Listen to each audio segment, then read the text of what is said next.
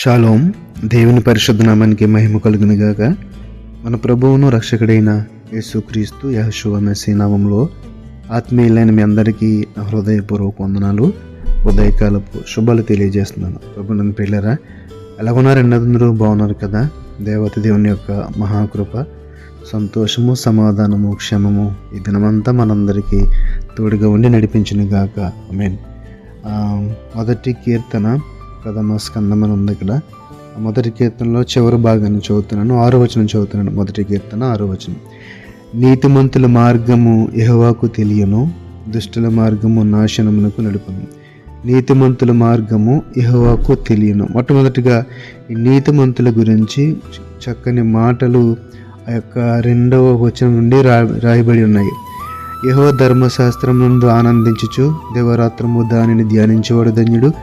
అతడు నీటి కాలువల యోర నాటబడినదై ఆకువాడక తన కాలం ముందు ఫలమిచ్చు చెట్టువల నుండును. అతడు చేయని అంతయు సఫలమగును. ఇక మాటలు చూస్తే, యెహోవా ధర్మశాస్త్రం నందు ఆనందించనుగా, ఆయన వాక్యమును చదివి ఆ వాక్యానుసారమైన జీవితాన్ని ఎవరైతే జీవిస్తున్నారో, ఎవరైతే ఆయన మాటను హత్తుకుని ఉన్నారో వారు ధన్యులని. అలాగే వారి యొక్క జీవితం ఎలా ఉంటుందంటే, నీటి కాలువల యోర నాటబడింది ఆకువాడక తన కాలం ముందు ఫలమిచ్చు చెట్టు వలె. చక్కగా నీరు అంత మాట పోస్తూ ఉన్నాం అనుకున్న చెట్లు మొదట ఆ చెట్లు చాలా పచ్చగా చిగురుస్తూ ఉంటాయి. అంటే మన యొక్క జీవితము ఆయన మాటకు లోబడితే ఎంత ఫలముతో, ఎంత అభివృద్ధి చెందిందో, ఎంత ఆత్మఫలము మనం ఫలిస్తామో, ఎంత చక్కని ఆ యొక్క ఆత్మీయ జీవితాన్ని మనం కలిగి ఉంటామో ఈ మాటల ద్వారా మనము అర్థం చేసుకోవచ్చు. అందుకని ఆ యొక్క 6వ వచనంలో రాయబడింది, నీతిమంతుల మార్గము యెహోవాకు తెలియను. నాకు నీతిమంతులు అనగా ఇప్పుడే చదువుకున్నాం కదా, ఆయనతో హత్తుకున్నవాడు, ఆయన మాటకు లోబడేవాడు, ఆయన మాటకు విధేయత చూపేవారిని మనము ఈ యొక్క కేటగిరీలో చేర్చవచ్చు.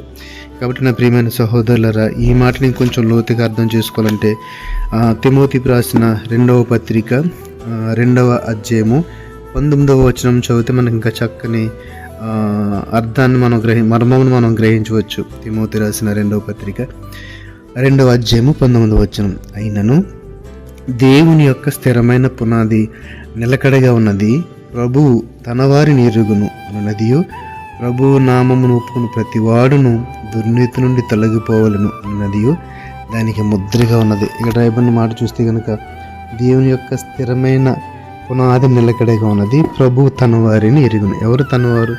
తన మాట వినేవారు కదండి. మీ యందు నా మాటలను నా యందు మీరు ఉంటే కనుక, నిలిచుంటే కనుక మీరు నా పిల్లవుదురు, నేను మిమ్మల్ని ప్రేమిస్తాను అని.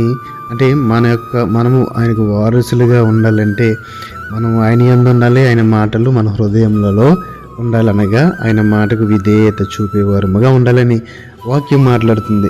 చూడండి, ఇక్కడ రాయబడింది, ప్రభువు తన వారిని ఎరుగునన్నదియు, ప్రభువు నామమును ఒప్పుకుని ప్రతివాడును దుర్నీతి నుండి తొలగిపోవాలను. ప్రభువు నామమును ఒప్పుకునేవాడు ప్రతివాడును దుర్నీతి నుండి తొలగిపోను. దుర్నీతి నుండి తొలగిపోకుండా, దుష్టత్వం నుండి తొలగిపోకుండా, భ్రష్ట స్వభావం విరనాడకుండా నేను దేవుని బిడ్డని చెప్పి, నేను దేవుని వారసుని చెప్తుంది అర్ధరహిత మాట, అర్థం లేని పని. కాబట్టి ఎవరైతే ప్రభువు నామమును ఒప్పుకుంటున్నారో వారు ప్రతి దేవుని మాటకు విధేయత చూపవలసిందే, దేవుని మాటకు లోబడవలసిందే, ఆయన చిత్తం చొప్పున బ్రతకవలసిందే. వారే ఆయన పిల్లలు, ఆయన వారసులని మనము ఈ వచనం ద్వారా గ్రహించవచ్చు. కాబట్టి నీతిమంతులు ఏంటండి? నీతిమంతులు యెహోవాను తెలుసుకుందరు. నీతిమంతులు ఆయన జాబితాలో ఉంటారు.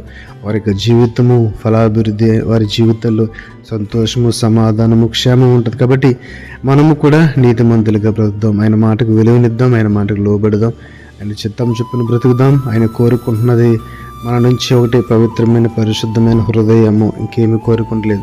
దాన్ని ఆయనకి సమర్పిస్తే కనుక ఈరోజు చదివిన వాక్య భాగం అంతా కూడా మన జీవితంలో నెరవేరుతుందని చెప్పడానికి ఎటువంటి సందేహం లేదు. కాబట్టి అటు రీతిగా అందరూ కూడా ఆయన మాట చొప్పున, ఆయన మాటకు విధేయత చూపు బ్రతకాలని మిమ్మల్ని అందరూ కోరుచు ఈ మాటలు ముగిస్తున్నాను. ఈ యొక్క మాట ద్వారా దేవత దేవుడు మన ఆత్మలను బలపరిచి నడిపించి స్థిరపరచునుగా. ఆమేన్. పరిశుద్ధుల మహోన్నతుల మమ్మల్ని తండ్రి, నీకు వందనాలు, స్తుతులు, స్తోత్రాలు. నీతిమంతుల మార్గం యెహోవాకు తెలియను. అవును ప్రభువా, నీ మాట ఎవరైతే వింటున్నారో, ఎవరైతే నీ మాట విధేయత చూపుతున్నారో, ఎవరైతే నిన్ను కలిగి ఉన్నారో, నిన్ను ఎరిగి ఉన్నారో, జీవితాలన్నీ కూడా మీకు తెలుసు మాకు వచ్చే శోధనలు, వేదనలు, నష్ట కష్టాలన్నీ కూడా మేము నిన్ను అడుగుడు కంటే తండ్రి ప్రభా, వాటి నుండి మమ్మల్ని ఎలా తప్పించాలో నీకు ముందుగానే ఒక ప్లాన్ ఉంటుంది తండ్రి ప్రభా. ప్రీతిగా మమ్మల్ని అందరినీ నీకు నీ యొక్క వారసుల జాబితాలు, పిల్లల జాబితాలు ఉండే కృపణ దయచేయమని, శక్తి బలంతో నింపి నడిపించమని, వాక్యముని ఉన్న బిడ్డలను దీవించి ఆశీర్వదించమని నజరేయుడైన యేషువ మెస్సీ నామములో ప్రార్థన అడిగి వేడుకొనిచున్నాము తండ్రి. ఆమేన్. షాలోమ్. అందరికీ వందనాలు.